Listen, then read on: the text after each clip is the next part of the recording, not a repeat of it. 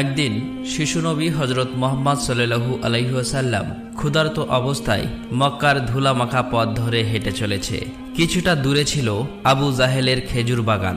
আবু জাহেল এক ইহুদি ব্যক্তিকে নিয়ে খেজুরগুলো একটি বস্তায় ভর্তি করছিল। শিশু নবী মুহাম্মদ সাল্লাল্লাহু আলাইহি ওয়াসাল্লাম তখন ক্ষুধার্ত ছিল, তাই ক্ষুধা নিবারণের জন্য দুটি খেজুরের আশায় আবু জাহেলের খেজুর বাগানের দিকে যেতে লাগলো। শিশু নবী মুহাম্মদ সাল্লাল্লাহু আলাইহি ওয়াসাল্লাম ধীরে ধীরে সেই খেজুর বাগানে হাজির হলেন এবং আবু জাহেলকে সালাম দিয়ে বিনয়ের সঙ্গে বললেন, চাচা যান, আমার খুব ক্ষুধা পেয়েছে, আমাকে দুটি খেজুর দিতে পারবেন? তখন আবু জাহেল তাচ্ছিল্য ভরা চোখে তাকিয়ে বলল, হে মুহাম্মদ, তোমাকে খেজুর দিতে পারি, কিন্তু একটি শর্ত আছে। ওই যে ব্যক্তিটি দাঁড়িয়ে আছে তার কাছে বস্তা আছে, ওইগুলো তুমি মাথায় করে নিয়ে আমার বাড়িতে দিয়ে আসো, তাহলে তুমি খেজুর পাবে। তখন শিশু নবী সাথে সাথে ওই ইহুদি ব্যক্তির কাছে চলে গেলেন। ইহুদি লোকটি তাকে অবাক হয়ে দেখে বললেন, হে বালক মুহাম্মদ, তুমি কি জন্য এসেছো? শিশু নবী মুহাম্মদ সাল্লাল্লাহু আলাইহি ওয়াসাল্লাম বললেন, আমি এই বস্তা মাথায় করে নিয়ে যাব। ইহুদি ব্যক্তিটি বললেন, এই ছোট্ট বয়সে তুমি কি এই বস্তায় নিয়ে যেতে পারবে? শিশু নবী বললেন, নিশ্চয়ই পারবো। অতঃপর শিশু মুহাম্মদ সাল্লাল্লাহু আলাইহি ওয়াসাল্লাম ধুলিমাখা শরীরে মাথায় বিশাল বস্তা নিয়ে হেঁটে চললেন। ছোট্ট ছোট্ট পা, ক্লান্ত দেহ, কিন্তু চেহারায় এক অপার্থিব শান্তি। এবং তার পিছু চলেছে আবু জাহেল এবং সেই ইহুদি ব্যক্তি। কিছুক্ষণ পর সেই বস্তা আবু জাহেলের বাড়ির সামনে এসে রাখলেন। তখন ইহুদি ব্যক্তি এই বস্তা নিয়ে বাড়ির ভিতরের কোণে রেখে দিলেন। তারপর শিশু নবী হজরত মুহাম্মদ সাল্লাল্লাহু আলাইহি ওয়াসাল্লাম বললেন, চাচা যান, আমাকে খেজুর দেবেন না? তখন আবু জাহেল মাত্র একটি খেজুর দিলেন। তখন শিশু নবী হজরত মুহাম্মদ সাল্লাল্লাহু আলাইহি ওয়াসাল্লাম বললেন, চাচা যান, আর একটি খেজুর দেবেন না? এই নির্দোষ চাওয়াই যেন আবু জাহেলের আগুনে ঘি ঢেলে দিল। সে রেগে গিয়ে হঠাৎ করে একটি প্রচণ্ড থাপ্পড় মারল শিশু মুহাম্মদ সাল্লাল্লাহু আলাইহি ওয়াসাল্লামের গালে।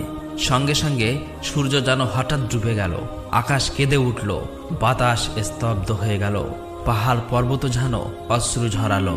যে একটি নিষ্পাপ শিশুর উপর এমন অন্যায়! নিষ্ঠুর আবু জাহেল হাসতে হাসতে ঘরে প্রবেশ করল। ঠিক তখনই ঘটল এক অলৌকিক ঘটনা। খেজুর ভর্তি বস্তার মুখ খুলতেই আবু জাহেল হতবাক হয়ে গেলেন। আবু জাহেল দেখল বস্তার সমস্ত খেজুরগুলো ছোট ছোট পাথর হয়ে গেছে। চোখের সামনে এমন অলৌকিক ঘটনা দেখার পর সেই ইহুদি বিস্ময়ে হতবাক হয়ে গেল। এই দৃশ্য দেখে সেই ইহুদি ব্যক্তি থমকে দাঁড়ালেন। এমন অলৌকিক ঘটনার কথা জানানোর জন্য ইহুদি ব্যক্তিটি দ্রুত তাদের নেতার কাছে ছুটে গেল। কিন্তু নিষ্ঠুর অত্যাচারী আবু জাহেল তখন ঘর থেকে বের হয়ে এলো এবং কটাক্ষ করে বললেন, হে মুহাম্মদ, তুমি তো বড় জাদুঘর, আমার খেজুরগুলো জাদু করে পাথর করে দিয়েছ। শিশু নবী মুহাম্মদ সাল্লাল্লাহু আলাইহি ওয়াসাল্লাম নরম কণ্ঠে মাথা নিচু করে বললেন, চাচা যান, আমি কিছুই জানি না।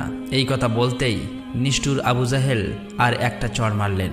চড়ের শব্দে যেন আবারও আকাশ কেঁপে উঠল, পাহাড় স্তব্ধ হয়ে গেল, আর শিশুটির চোখে জমে উঠল এক বিন্দু অশ্রু।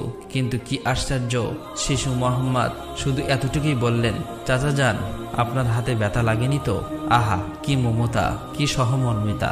নিজে চড় খেলেন, অথচ চিন্তা করলেন চড় মারা মানুষের ব্যথার কথা।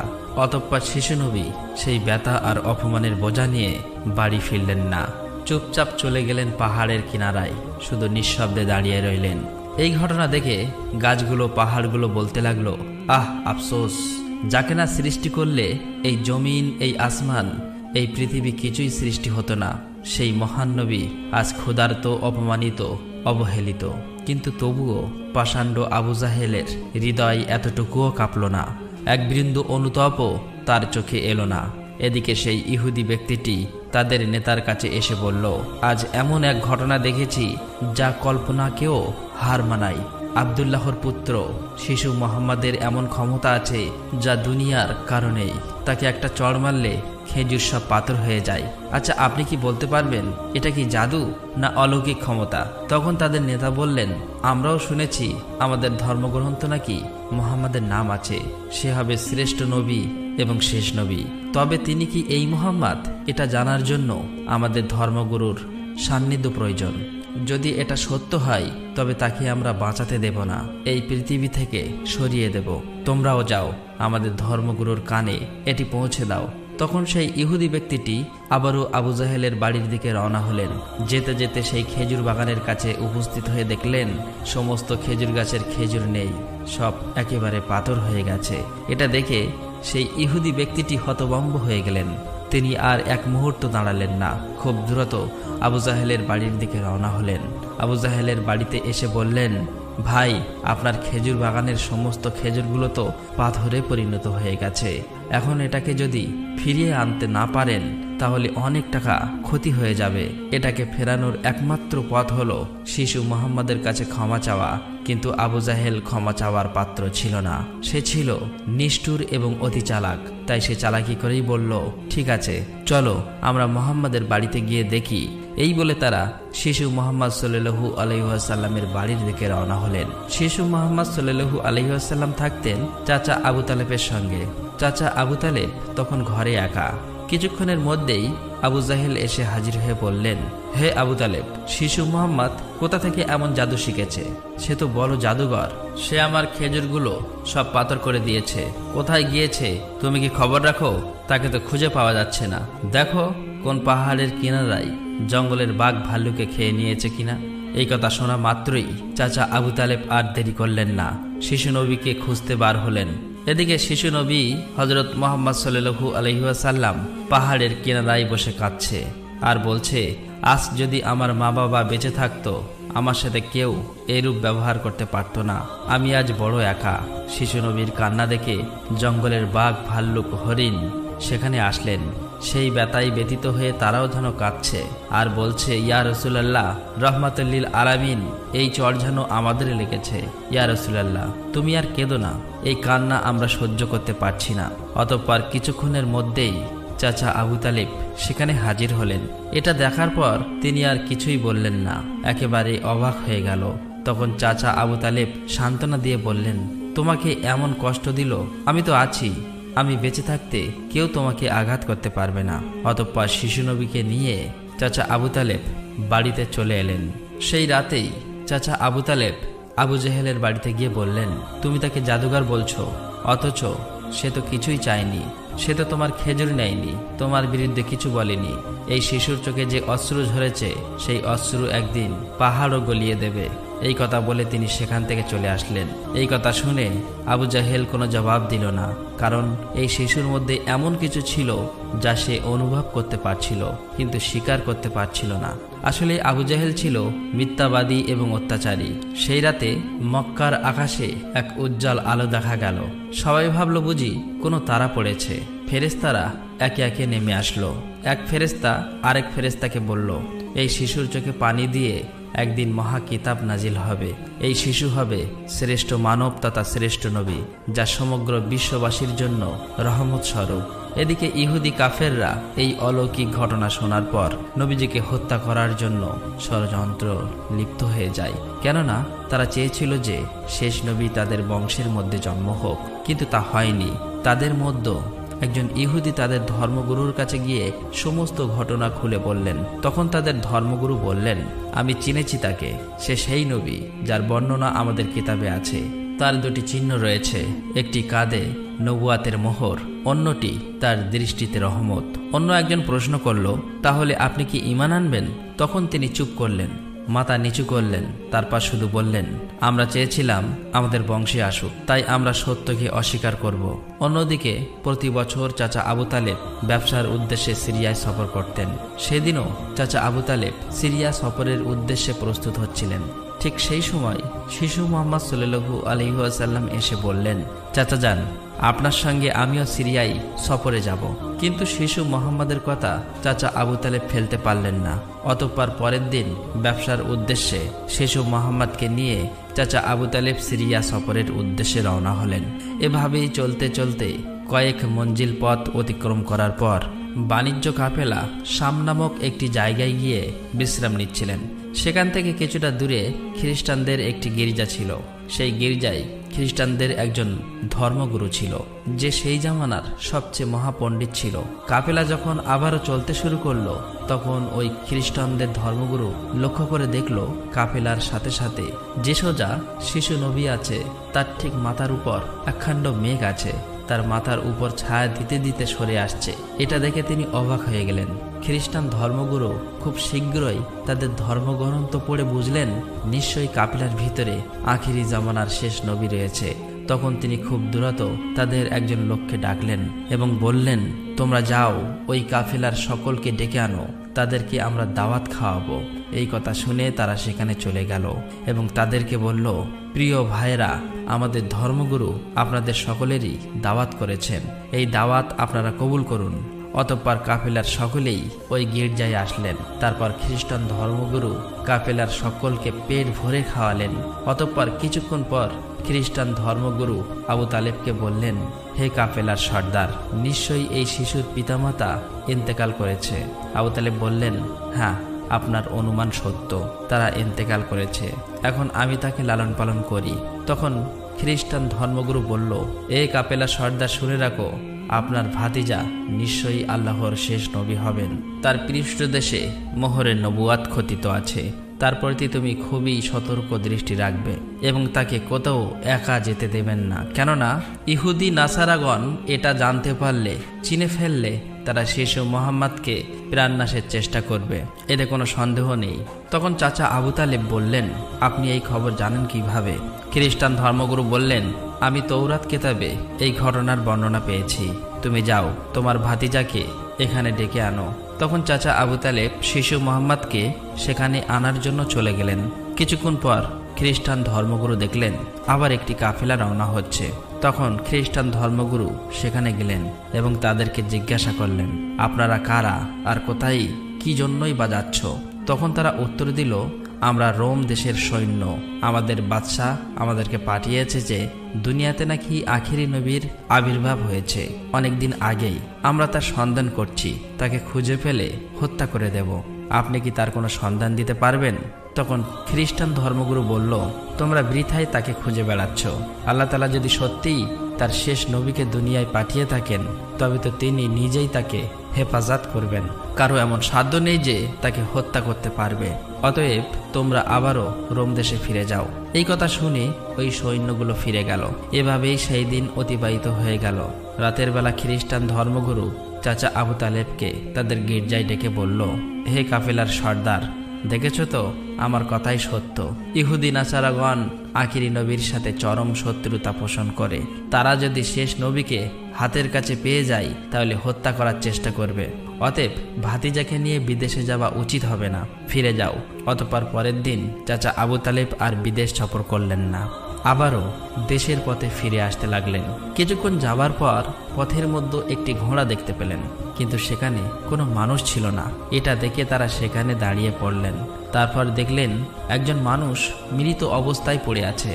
আসলেই এটি ছিল একজন ইহুদি যে শিশু নবীকে হত্যা করতে এসেছিল। কিন্তু আজ সেই শিশু নবী নিজে তাকে বাঁচিয়ে তুলছে, নিজের হাতে পানি খাওয়াচ্ছেন। এভাবেই তাকে বাঁচিয়ে নিজেদের সাথে নিয়ে আবারও পথ চলতে শুরু করলেন। এভাবেই চলতে চলতে তাদের কাফেলা একটি সাগরের কিনারায় এসে উপস্থিত হলেন। সেখানে ছিল একটি জেলে সম্প্রদায়ের বসবাস। তাদের কাফেলা সেখানেই বিশ্রাম নিচ্ছিলেন। কিন্তু ওখানকার জেলে সম্প্রদায় ছিল মূর্তি পূজারী। তারা ছিল কুসংস্কারে আবদ্ধ। চাচা আবু তালেব হঠাৎ করে একটি জায়গায় গিয়ে দেখল একদল জেলে সম্প্রদায় মূর্তি পূজা করছে। তখন তাদের মধ্যে একজনকে জিজ্ঞাসা করল, প্রিয় ভাইরা, আপনারা এমন করে মূর্তি পূজা করছেন কেন? তখন সেই ব্যক্তি বলল, আমাদের জালে বহুদিন থেকে মাছ ধরা পড়ে না, তাই সমুদ্রের দেবতাকে খুশি করার জন্য এই পূজার আয়োজন করেছি। এদিকে শিশু মুহাম্মদ সাল্লাল্লাহু আলাইহি ওয়াসাল্লাম লক্ষ্য করে দেখলেন একটি বড় মূর্তির সাথে একজন মা ও তার বাচ্চাকে শিকল দিয়ে বেঁধে রাখা হয়েছে, তাদেরকে বলি দেবে বলে। কেননা এই জেলে সম্প্রদায়ের বিশ্বাস ছিল এভাবে বলি দিলে তাদের দেবতা খুশি হবে, তাদের জালে আবারও মাছ ধরা পড়বে। তখন শিশু মুহাম্মদ সাল্লাল্লাহু আলাইহি ওয়াসাল্লাম সেখানে গেলেন এবং তাদেরকে শিকল খুলে মুক্তি করে দিলেন। সেই মুহূর্তে একজন জেলে সেখানে গেলেন এবং বললেন, আমরা যাদেরকে বলি দেব বলে বেঁধে রেখেছিলাম তাদেরকে একজন বাচ্চা খুলে দিয়েছে। এটা শুনে তারা সবাই অতি দ্রুত নবীজিকে ধরতে সেখানে যেতে লাগলো। তখন চাচা আবু তালেব তাদেরকে থামাতে গেল, আর সেই সাথে সাথেই তারা সবাই দেখতে পায় সমুদ্রের কাছে সেই বড় মূর্তিটি আপনা আপনি ভেঙে পড়েছে। সমুদ্রের ঢেউ উঠেছে, আর সেই ঢেউয়ের সাথে সাথে অনেকগুলো মাছ উপরে উঠে এসেছে। এটা দেখে সমস্ত জেলের সম্প্রদায়ের মানুষ অনেকগুলো মাছ ধরল এবং তারা নিজেরা অনেক খুশি হয়ে গেল। এটা দেখে আবু তালেব অবাক হয়ে যায়। আসলে এই নবীজি তখন সমুদ্রের ধারে দাঁড়িয়ে আল্লাহর কাছে দোয়া করছিলেন। নবীজির দোয়ার বরকতে আল্লাহ তাআলা তাদেরকে মাছ দিয়েছিলেন। অতঃপর তাদের কাফেলা মক্কার দিকে রওনা হলো। মক্কায় আসার পর শিশু নবী হযরত মুহাম্মদ সাল্লাল্লাহু আলাইহি ওয়াসাল্লাম চাচা আবু তালেবের ছাগল নিয়ে চড়াতে যেতেন। একদিন ছাগল চড়িয়ে ফেরার পথে শিশু নবী দেখতে পান এক জায়গায় দাসদাসীদের কেনাবেচা চলছে। পুরুষদের গরম রড দিয়ে অত্যাচার করছে এবং মহিলাদের উচ্চ দামে কেনাবেচা চলছে। এটা দেখে শিশু নবী অনেক কষ্ট পায়। এদিকে নবীজির এক চাচা আবু লাহাব দাসীকে কেনাবেচা করত। তিনি একজন দাসকে বেশি দামে বিক্রি করে দিচ্ছিলেন। ঠিক সেই সময় তার স্বামী গিয়ে বললেন, হুজুর, আপনি এমন কাজ করবেন না, আমাদেরকে ক্ষমা করে দিন। এভাবেই কাকুতি মিনতি করতে লাগলো, কিন্তু আবু লাহাব তার কোনো কথাই শুনতে চায় না। ঠিক সেই সময় আমাদের দয়ার নবী সেখানে হাজির হয় এবং চাচা আবু লাহাবকে বলে, আপনি এই মহিলাকে বিক্রি করবেন না। তখন আবু লাহাব বলে, আমি এই মহিলাকে অনেক বেশি দামে কিনেছি, আমার মূল্য পরিশোধ করে দিলে আমি তাকে ছেড়ে দেব। তখন শিশু নবী তার এই মূল্য পরিশোধ করে দিলেন, আর সেদিন সেই মহিলা নবীজির জন্য মুক্তি পেয়েছিলেন। অতঃপর সেই সময় মক্কায় বহুদিন ধরে বৃষ্টি হচ্ছিল না। মক্কায় বড় বড় নেতারা একত্রিত হয়ে বলতে লাগলো, মক্কায় বহুদিন ধরে বৃষ্টি হচ্ছে না, আমাদের বাচ্চারা মারা যাচ্ছে, পশু পাখি মারা যাচ্ছে। তাই আমরা সবাই মিলে কসম করছি যে আমরা সবাই কাবার কাছে আসব এবং সেখানে গিয়ে বৃষ্টি চাইব। যতক্ষণ না বৃষ্টি আসে ততক্ষণ আমরা সেখান থেকে আসব না। এই কথা বলার পর সবাই একে একে কাবার দিকে যেতে লাগলো। সেখানে চাচা আবু তালেবও যাবে। ঠিক এমন সময় শিশু মুহাম্মদ সাল্লাল্লাহু আলাইহি ওয়াসাল্লাম চাচা আবু তালেবকে জিজ্ঞাসা করলেন, চাচা যান, আপনি কোথায় যাচ্ছেন? চাচা আবু তালেব বললেন, হে মুহাম্মদ, আমাদের মক্কা শুকিয়ে গিয়েছে, বহুদিন বৃষ্টি হয় না, একে একে সবাই মারা পড়ছে, তাই বৃষ্টির জন্য কাবা ঘরের কাছে যাচ্ছি। তখন শিশু নবী বললেন, চাচা যান, আপনি আমাকে সাথে নিয়ে চলেন। তখন চাচা আবু তালেব বললেন, হে মুহাম্মদ, তুমি এখন ছোট্ট, সেখানে মক্কার বড় বড় নেতারা থাকবে, আমি যদি তোমাকে নিয়ে যাই তাহলে সকলেই আমাকে অপমান করবে। তখন শিশু নবী বললেন, চাচা যান, আপনি আমাকে সাথে নিয়ে চলেন, তারা যদি আমাকে সেখানে থাকতে না দেয় তাহলে আমি চলে আসব। শিশু নবীর মুখে এমন কথা শোনার পর চাচা আবু তালেব তার কথা ফেলতে পারলেন না। আসলে তিনি তাকে খুবই ভালোবাসতেন, তাই তিনি তাকে নিয়ে কাবার দিকে রওনা হলেন। কিছুক্ষণ পর তারা কাবার কাছে গিয়ে হাজির হলেন। দেখলেন কাবা ঘরের কাছে মক্কার বড় বড় নেতারা হাজির হয়েছে। আশেপাশের পুরুষ মহিলা সবাই হাজির হয়েছে, কেননা তারা শপথ নিয়েছে বৃষ্টি না আসা পর্যন্ত কাবা ঘর আঁকড়ে ধরে রাখবে। মক্কার বড় বড় নেতারা বলতে লাগলো, হে আবু তালেব, তুমি কি জানো না আমরা এখানে শপথ করে এসেছি, তুমি এই শিশুটিকে কেন নিয়ে এসেছো? এখানে তো তার কোনো প্রয়োজন নেই। তখন আবু তালেব বললেন, হে মুহাম্মদ, তুমি পিছনের দিকে চলে যাও। এই কথা শুনে শিশু মুহাম্মদ পিছনের দিকে চলে গেলেন। অতঃপর মক্কার বড় বড় নেতারা একসাথে বলতে লাগলো, হে কাবা ঘরের স্রষ্টা, আমাদের পানির ব্যবস্থা করে দিন, আমরা আর পারছি না। এভাবেই বলতে বলতে সারা রাত কেটে গেল, কিন্তু একটুও বৃষ্টি হলো না। সকাল গড়িয়ে দুপুর হয়ে গেল, বৃষ্টি হলো না। এদিকে কাবা ঘরও গরম হতে শুরু করলো। এর মাঝে তিনজন গরম সহ্য করতে না পেরে গরমে অজ্ঞান হয়ে গেল। কিছু লোক তাদেরকে নিয়ে এক জায়গায় চিকিৎসার ব্যবস্থা করলেন। এদিকে একজন চাচা আবু তালেবের পিছনে আঁকড়ে ধরলেন। চাচা আবু তালেব যখন পিছনে ফিরে তাকালেন, দেখলেন শিশু মুহাম্মদ সেখানে দাঁড়িয়ে আছে। অত্যন্ত রেগে গেলেন এবং বললেন, হে মুহাম্মদ, তুমি এখানে কেন এসেছো? তখন শিশু মুহাম্মদ বললেন, চাচা যান, আমাকে আসতে দিন, আমি আসলেই মহান আল্লাহ তাআলা পানি বর্ষণ করবেন। তখন চাচা আবু তালেব বললেন, এখানে এতগুলো মক্কার বড় বড় নেতা আছে, তারা সবাই পানি চাইছে, কিছু হচ্ছে না, আর তুমি এখন এই শিশু বয়সে কি করবে? তুমি চাইলে পানি হবে? এটা সম্ভব? অতএব তুমি পিছনের দিকে চলে যাও। এই কথা শুনে শিশু নবী আবার পিছনের দিকে চলে আসলেন। এদিকে পুনরায় তারা একসাথে বলতে লাগলো, হে কাবা ঘরের স্রষ্টা, আপনি আমাদের পানির ব্যবস্থা করে দিন। কিন্তু কোনো মতেই বৃষ্টি হলো না। তখন সবাই ক্লান্ত হয়ে এক জায়গায় বিশ্রাম নিচ্ছিলেন। চাচা আবু তালেব পিছনে লক্ষ্য করে দেখলেন আবারও শিশু নবী সেখানে হাজির। তিনি অত্যন্ত রেগে গিয়ে বললেন, হে মুহাম্মদ, তুমি আবার কেন এসেছো? শিশু মুহাম্মদ বললেন, চাচা যান, আমি তো আপনার ঘাম মুছতে এসেছি, এই কথা শুনে চাচা আবু তালেব নবীজির উপর প্রচণ্ড মায়া লাগলো এবং তাকে জড়িয়ে ধরলেন। তখন শিশু মোহাম্মদ আবার বললেন, চাচা যান, আমাকে একটিবার কাবা ঘরের কাছে যেতে দিন, আমি গেলে আল্লাহ তাআলা পানি বর্ষণ করবেন। সেখানে থাকা মক্কার নেতাদের মধ্যে একজন এই কথাটি শুনতে পেল। শিশু মোহাম্মদ চিৎকার করে বলতে লাগলো, হে মক্কার মানুষেরা, চেয়ে দেখো, পানি চলে এসেছে। সেখানে থাকা সমস্ত লোকেরা অবাক হয়ে বলতে লাগলো, কোথায় পানি এসেছে?